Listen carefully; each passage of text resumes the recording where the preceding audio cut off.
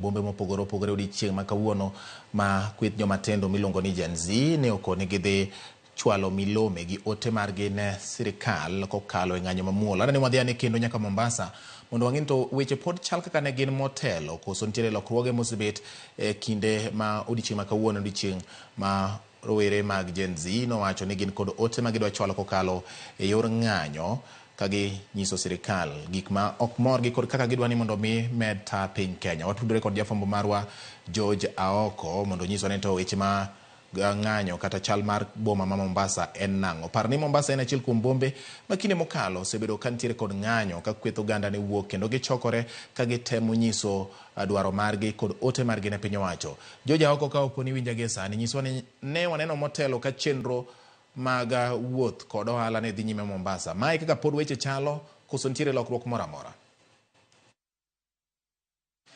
Kamana ahinya mana kaka iwachono nyaka sani chenro mag wuoth waneno ka dhi nyime kaka pile. Gokinyi waneno ka oganda nodonje boma, kata kamano ne gin kod luoro matin, to kaka ne seche medo dhi ne watemo ng'iyane ka bende ng'anyo ne nyalo timore, to nyaka gie sani pok waneno ng'anyo moro amora kotimore. Kendo kwa ng'iyo chenro mag ohala waneno ka dhi nyime kama kawaida, waneno ka geche ringo, to obila kata kamano bende waneno ka nitiere e chuny boma, waneno ka gibet akicha mar temo gayo kata rochruok moro amora ma kidek bedo e odiochieng' ma kawuono ni. Ok wang'eyo nyaka sani koda ng'anyo ni dhi bedo koda ok odhi bedo, ni mar rumbe moko bende ne wawinjo ni samoro no nyalo chakore saa 8.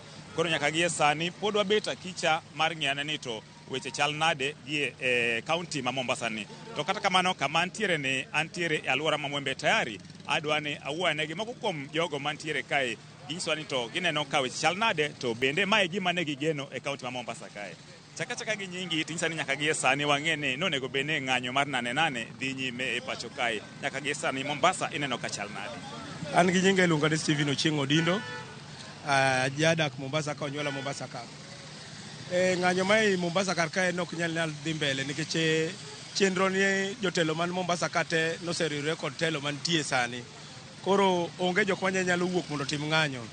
To bende ji orange ng'anyo no matut kabisa, nwang'o ne en ng'anyo man kod siasa iye. Koro ji ok dwar donje e siasa ma onge gi ber kata onge kod lokruok kuom ji. Nikech koro ng'anyo no osekethore kiwacho adier.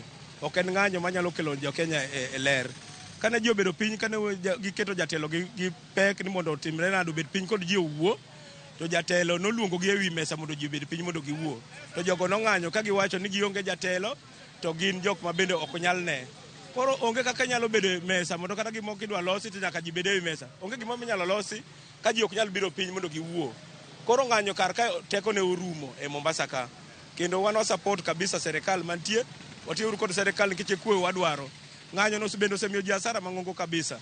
Nikech asara kineno nitie jok moko matimo ohala kata jok moko matimo tijegi mag kibarua ma kawaida. Ka ng'anyo bedo to jogo koso gibedo ni ok ginwang' rucho margi monego bed ni ginwang'o mapile pile. Jang'a matimo ohala bende en onego bed no gineno service loans moko manokawo. Gino osehinyo ji mang'eny kabisa. Koro en gima ber ni mondo chung wach ng'anyo ni, ka nitie gimido wachi ji obed piny mondo wuo. To ka lokruok mantie, lokruok ok nen golo jatelo mantie. Nikech kigolo jatelo to chike mantie gin mana maka. Koro gigi te biro kelo tabu ne jo Kenya. Kiloko chik to onego lok chik mamiyo jatelo yote modonje telo bedo ni luwo chik mantie. Wananchi ma kawaida monego mi powers mang'eny manyalo ndiko jatelo kendo nyalo riembe. Ok nwandike kende to bang' kanyo to kendo ok wanyal riembe, gine mag riembowa. Owinjo ne pa jadak machielo, ang'eni na achiel kuom jogo mantiere stage ma Mwembe tayari kaendi. Weche chal nade? Gokinyi ne weche chal nade nyaka gie sani? Be nitiere pogruok? Nitie pogruok nyinga en Victor Piata. Kaluwore gi ndalo mosekadho gi kawuono nitie pogruok maduong' kabisa. Kuom sani gokinyi ka nwachiewo nwayudo ka polise ng'eny wuotho kuondegi, to nwanyisogi ni wan kaka jodak makae waonge wach mar mandamano, kik gibed gi wasiwasi, nikech jatelo mar piny nosewacho ni mondo jo Gen Z vijende wetena mondo ubi wuogi mondo wawuo uru, wang'e kuma shida nitie mondo walosi, to no gikaw nafasi no gitiyogo maber. Koro kuom sani giwene ker nafas mondo titich gik ma nodwaro kaka vijana mondo losgi. Kik wadhi ng'wech, to hali mar ng'wech no ketho go wala. Lakini kawuono wala ber, kata kineno kae shughuli nitie dhi mbele kaka pile. Geche ringo, ji wuotho, to tich ang'wen mokadho ji naluor ji no ringa koni gi koni. Koro mano romo nyisowa ni onge maandamano matimre Mombasa ka. Onge maandamano matimre kendo ok wan tayari mar maandamano. Wan tayari ni kaka nosemijo muma kawuono ma jo chamo muma. Koro wamigi nafas mondo giti. Erokamano. Erokamano nyayudo jadak machielo ang'eni nachiel kuom joriemb tuktuk e kaunti ma Mombasa kae. Chakna gi nyingi tinyisa ni beni geno ni odiochieng' dhi bedo machal kamae koso ni gi geno ni pogruok ne dhi bedo. Erokamano maduong' kabisa. Aniluonga ni Collins Ochieng' Obado Mombasa. Odiochieng' ma kawuono amor sana, amor maduong' Nyasaye erokamano. Nere Nyasaye kama wache Nyasaye wache weche ler. To gi Nyasaye time yo makare. Aneno ka Nyasaye odonjo chunyi. Bi Nyasaye oloko ji. Bi dhano chunyi ji mor, ko dhano ber, bi dhano change, ko dhano dwaro mana tich matek. Koro odiochieng' ma kawuono mana aneno ka onge. Makata kira barabara koni koda koni. Bedo tete maber kabisa. Koro gima wakwayo kata mana gavana marwa Ali Hassan Joho. Mheshimiwa, wamor sana ni gino mi. Koro wan gima wadwaro, gima wakwayo en niya. Giyo maler. Wadwaro dhiutiu matek. Tukusetiyo. To lemo moyudo kuyecha. Ube kel makoni, wabe wachamie. Kikucham lale kendu. Koro gima wakwayo. Vijande ose decide maber no maandamano orumo dier. Koro vijande gi miye ube ukonye vijande jikawan gi. Wan ube wadu kaka ube so chemo oketwa kama maber ube wayudie gimoro. Lakini odiochieng' ma kawuono twamor. Maandamano neno timore nade orumo. Koro dhano en mana diere tich. Koro rais Ruto Arap Somae Kongoi mising. Wadogo erokamano. Koro gima dwaro jomiyierogo. Koro en mana tich matek. Kila ng'ato ti mondo wayud mana development emwa yuago. Development emwa yuago jatelo. Ko ubeni jomo kawo tiu matek jawadwa. To leko yudo le ubukelo ka wachamie le. Kikucham le kendu. Erokamano. Kwa dakika sekunde kadhaa tu ulikuwa unatarajia nini Mombasa hii leo, na tumeangalia hadi kufikia sasa hatujaona masuala ya maandamano. Je, unahisi kwamba hali inastahili kwa hivi? Kwa jina naitwa Abdullahi Omar Abdallah Yunus Bashir. Mombasa sisi ni watu wa amani. Lakini watu wengine wanakuja kuleta maandamano hapa, ukiangalia wanaoharibu ni wengine. Unakuta wale ambao wanatoa kazi kwa jasho wanakuja kushikwa wao, wanaadhibiwa wao ambao wanatoa jasho, wanapelekwa ndani. Wengine wazazi wao hawana kitu, watu wanaumia bure. Umeelewa?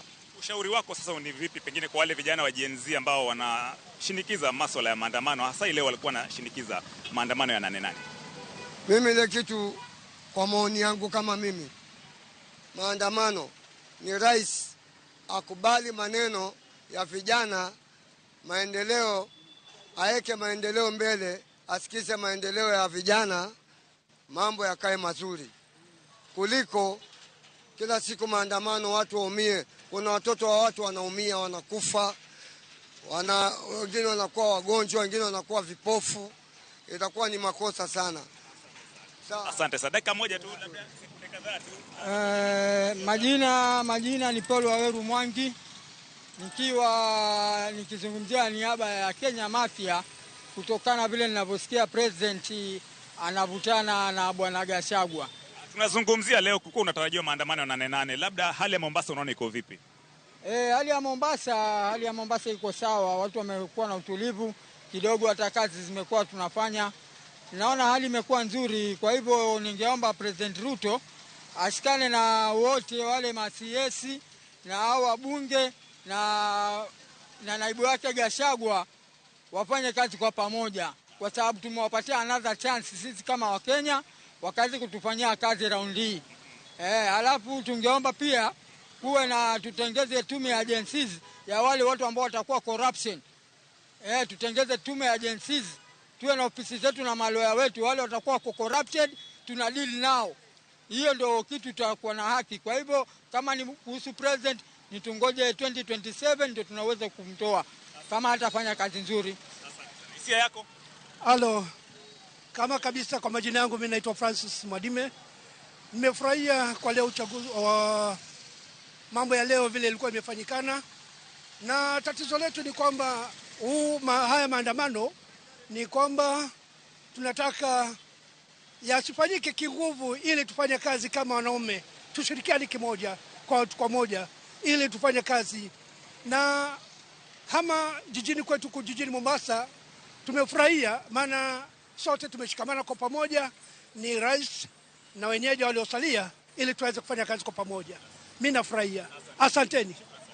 Mana kaka winjo janeno Maramogi TV mago mana pach moko kum jodak mantiere kaunti ni ma Mombasa kama wagoyo tach alwora mar Mwembe Tari ka kwana tamalo maduong' mag jogo mwaloso godo gin mago masiro kwe masani ntiere makoni ok girwako weche mag ng'anyo. En wach ma pod waluwo kendo wabro medo lero kata nyiso janeno marwa Maramogi TV kaka weche gi medo tuch kowuok e kaunti ni ma Mombasa. Ne Ramogi TV, nyinga en George Aoko.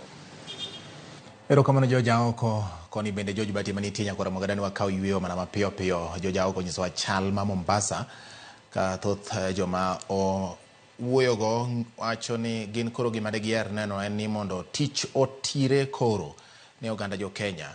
Mane gima geno mar jopiny mathoth bende en ni kama koro jotelo oyiereno tich mondo mi